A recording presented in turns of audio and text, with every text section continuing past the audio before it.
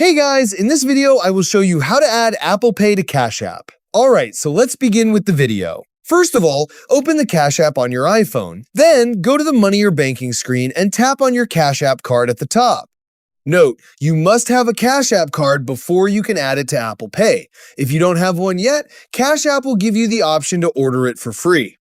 Once you are on the Cash App card page, scroll down and tap Add Card to Apple Pay. Then tap Next, review the terms and conditions, and tap Agree to continue.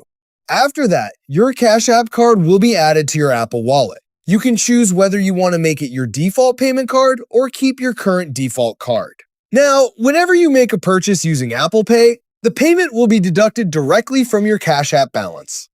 Before making a payment, make sure you have enough money in your Cash App account, since the Cash App card only spends funds available in your Cash App balance. And that's it. So that's basically how you can add Apple Pay to Cash App. So that's all for this video. See you in the next one. Thanks.